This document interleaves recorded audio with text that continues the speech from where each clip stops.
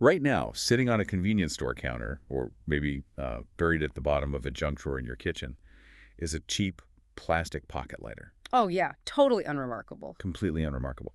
But hidden inside the basic everyday mechanics of that little piece of plastic is actually, well, the exact secret to understanding human consciousness.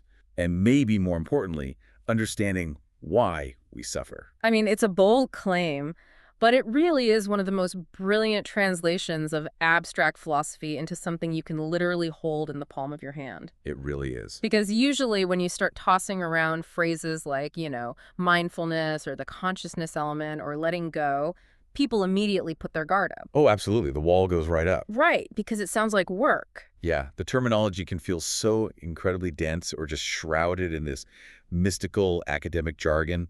You hear those words, and suddenly you're picturing like a monk sitting silently on a snowy mountain peak, totally detached from reality. It feels like this elite spiritual state that you and I, living our messy, stressful, modern lives, could never actually achieve. And that intimidation factor keeps so many people from accessing the real practical benefits of these concepts. We just assume it requires decades of rigorous meditation or learning complex ancient languages to even begin to grasp what a term like pure consciousness means. Right, like you need a PhD in spirituality. Exactly. But these deep meditative states and psychological shifts aren't just for ascetics in a monastery. These are mechanics happening in our everyday lives, right under our noses, every single second. We just don't have the framework to notice them. Which brings us to the mission for this deep dive. We're looking at a translated script today that completely strips away that heavy jargon. It's so refreshing. It really is. It decodes these ancient, profound concepts using two incredibly grounded analogies. The first is that simple pocket lighter we just mentioned, and the second is the number 0. It's just a remarkable way to take the esoteric and make it tangible. We are essentially deconstructing the human mind using the components of something you can buy for $2 at a gas station. Okay, let's unpack this. I want you, listening right now, to visualize that standard pocket lighter. Let's look at the anatomy of it. Let's do it. Because to understand how to let go, we first need to understand how we hold on. So you take this lighter, you strike it, and what is the very first thing that commands your attention? Oh, it's the flame. Right. It's bright, it's hot, it's dancing around. The ideas we are exploring suggest that this flame represents our ego. Our sense of self. Yeah, it represents our fully formed thoughts and our roaring emotions.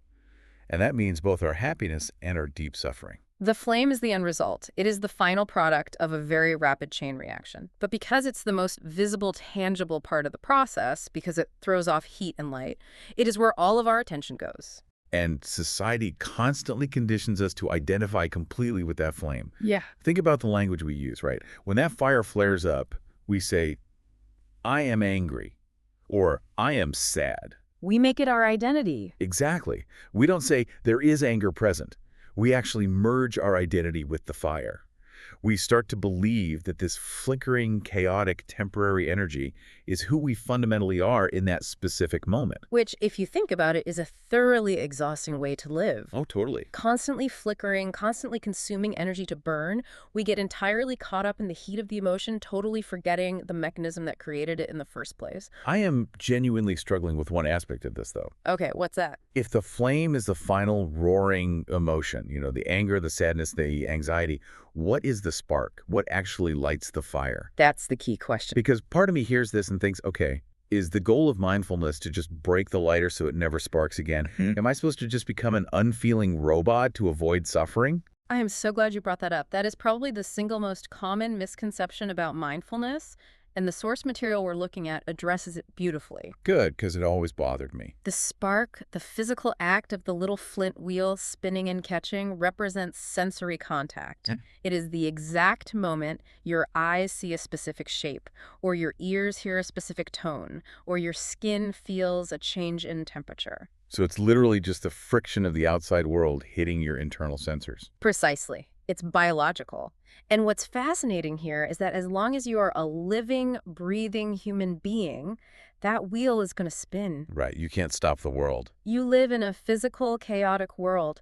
Things are going to bump into you. You're going to hear sounds that irritate you. You're going to read emails that upset you. Mindfulness is absolutely not about breaking the wheel or preventing the spark. You can't put a sterile bubble around yourself. You aren't trying to stop the friction. The friction is life. Exactly. The practice is about watching the spark ignite and fade in a fraction of a second.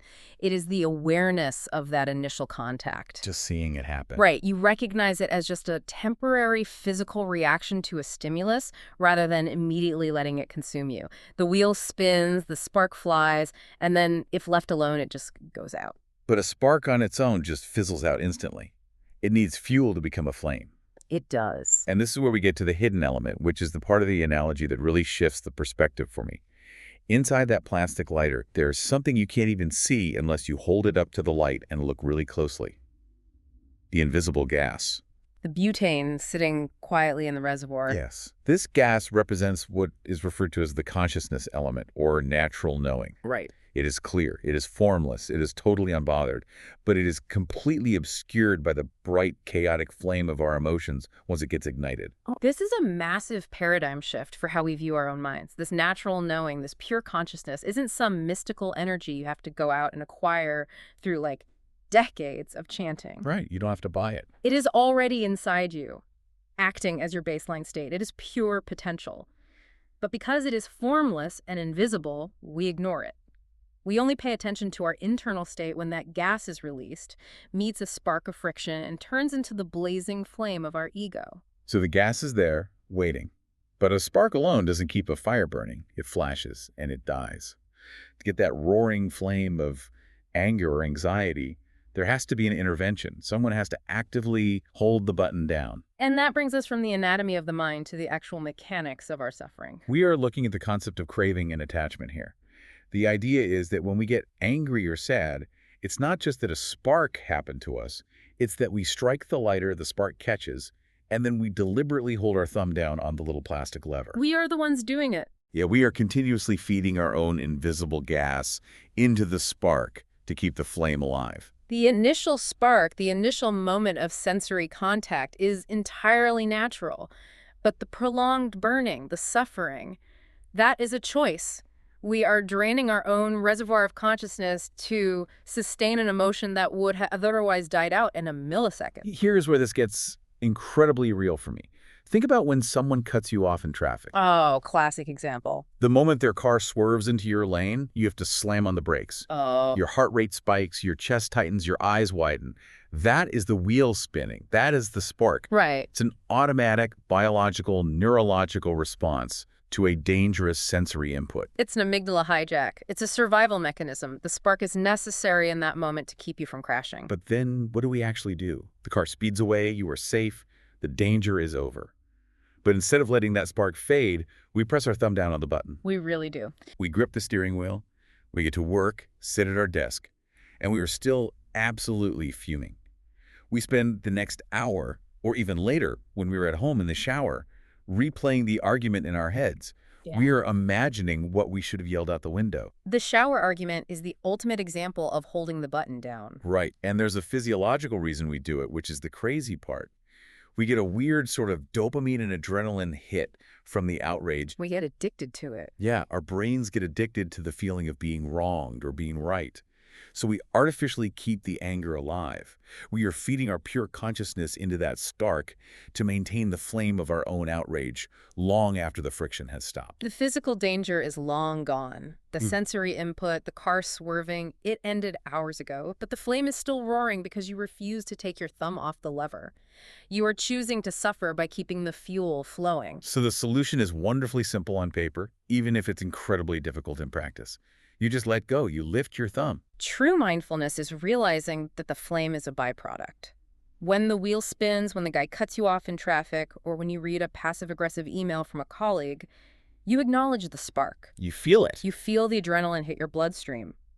But then you simply lift your thumb. You don't feed the narrative. You don't write the angry reply in your head. And when you stop pressing the button, what actually happens inside? The gas stays safely inside the lighter. It remains completely unbothered, clear, and still. Your mind returns to its pure state, untouched by the external friction of the spinning wheel. Wow. The profound realization here is that your baseline isn't chaos. Your baseline is peace. The chaos only exists when you actively supply it with fuel. That's a huge shift. It is. By letting go of the button, you aren't suppressing your emotions, you aren't bottling up a flame, you are simply refusing to artificially inflate a temporary biological reaction into a permanent state of being. You're just letting the mechanics operate without your interference. But I have to admit, this brings up a major philosophical hurdle for me. And I know a lot of people struggle with this when they start exploring these practices. The existential fear of letting go entirely. Exactly. The fear of losing yourself. If I successfully stop pressing the button entirely, if I never feed the flame and my mind becomes entirely still, completely empty of this ego-driven fire, what happens to me? Right, who are you without the flame?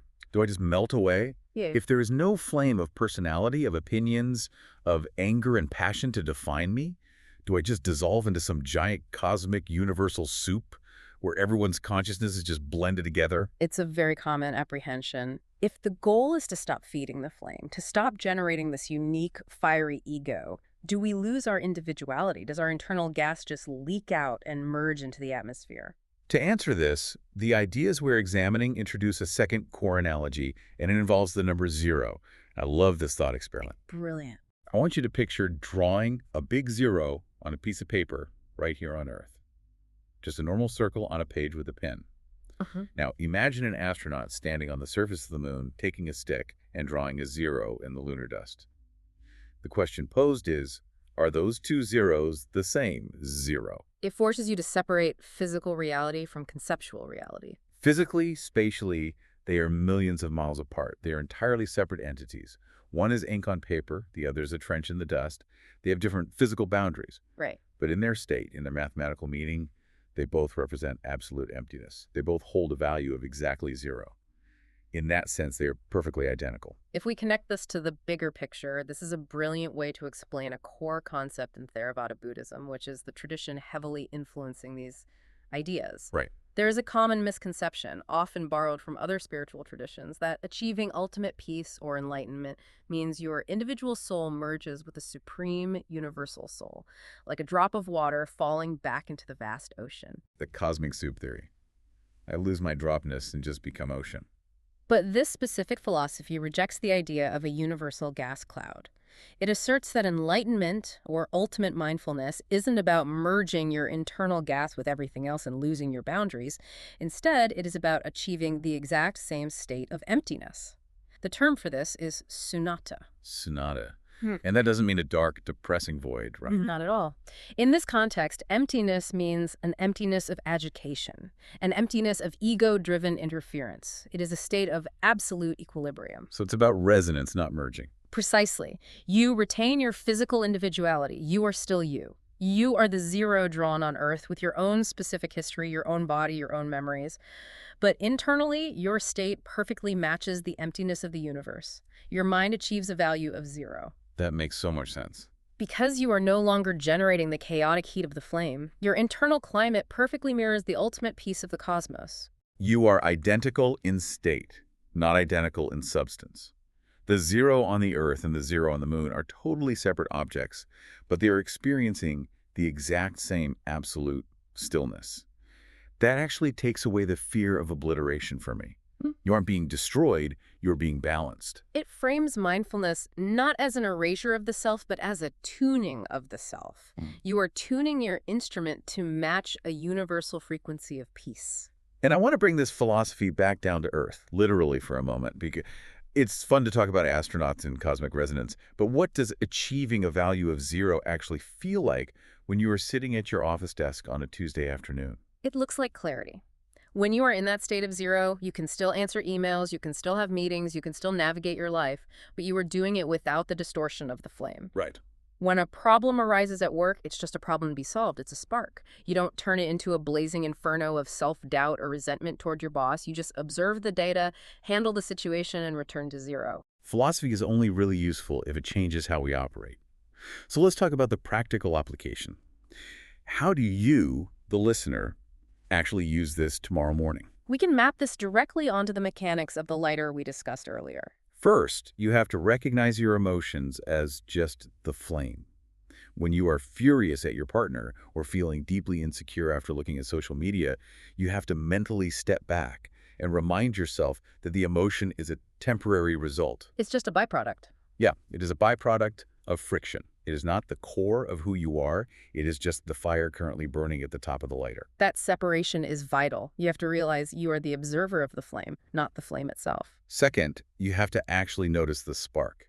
And this is where the biological awareness comes in. How do you catch a spark in the wild? Yeah. You have to pay attention to your physical body. Exactly. When someone says something rude, you don't just feel angry and avoid. You feel your jaw clench. You feel your breath get shallow. Notice the wheel spinning. By catching those physiological markers early, you realize it's just a mechanical reaction to the outside world. Which is what creates that crucial gap between stimulus and response. And that gap is where all your power lies, because it leads directly to the final action, stop holding the button. Once you feel the spark, once you see the initial flare of the flame, you make the conscious, deliberate choice not to feed it. You lift your thumb. You do not dive into the narrative. You do not replay the shower argument. You let the emotion extinguish itself naturally because you are no longer supplying it with your internal gas, with your pure consciousness. Flame, spark, button, see the fire, notice the physical friction, lift your thumb. It is such a clean, elegant roadmap for navigating a chaotic world. It is an excellent roadmap. But this brings us to a very important caveat that we must stress because it's the trap so many of us fall into when we read about philosophy or psychology. Knowing how a lighter works does not make you mindful. Ah, yes. The map is not the territory. Exactly. This entire deep dive, this beautiful analogy of the lighter and the number 0, is just a map. You can stare at a map of a mountain all day, you can memorize every elevation change, but you still aren't climbing it. Right. Understanding the intellect of letting go of the button is wonderful, but it will not save you in the heat of a real, visceral argument unless you have actually trained your mind. Because in that moment of anger, the dopamine hit is so strong and the survival instinct is so loud, your thumb is going to glue itself to that button. Yes, you still have to do the actual physical work. You have to practice being present with your body. You have to sit and observe your breath. You have to train your awareness in low-stakes situations so that when the wheel violently spins in a high-stakes situation, you actually have the presence of mind, the neurological pathway already built to lift your thumb. The knowledge gives you the instruction manual, but the practice gives you the muscle memory. You have to put the reps in. You really do. But having this clear visualization, knowing that you aren't fighting a mystical demon of anger, you're literally just holding down a plastic lever, it completely demystifies the process. It takes the mysticism out of it and replaces it with mechanics. It places the responsibility and the power firmly back in your own hands. Well, we have covered some serious ground today, from the anatomy of a cheap convenience store lighter to the neuroscience of anger, all the way to the philosophical emptiness of the number 0 on the moon. I want to thank you, the listener, for spending this time with us and joining this deep dive. It's been a great discussion. But before we sign off, I want to leave you with a final lingering thought, something for you to really mull over, because it takes the exact logic of everything we just unpacked and pushes it one step further. Oh, I like where this is going. Throughout this entire deep dive, we've talked entirely about letting go of the button when the spark causes a negative emotion. The guy in traffic, the anger, the sadness, the stress. We easily accept that we shouldn't feed our own suffering. But what happens when the spark is a positive emotion? That's a fascinating question. What happens when the sensory input is a profound compliment from someone you deeply admire? Or a sudden, overwhelming rush of joy from a victory? Right. What do you do with that flame? Does the truly mindful person let go of the button immediately then, too? If the ultimate goal is the pure, undisturbed emptiness and peace of the number 0, does that mean we are supposed to treat our greatest joys exactly the same way we treat our deepest sorrows? Are we supposed to let the flame of happiness extinguish just as quickly as the flame of anger, simply because both are just temporary fires? That is the ultimate test of the lighter analogy. It forces you to question what you are really attached to. It really does. So the next time you catch yourself holding the button down, whether you are fueling a bitter resentment from a traffic jam or trying desperately to cling to a fleeting moment of pure joy, ask yourself if you are willing to just lift your thumb, return to 0, and see what happens. Thanks for joining us. We'll catch you on the next one.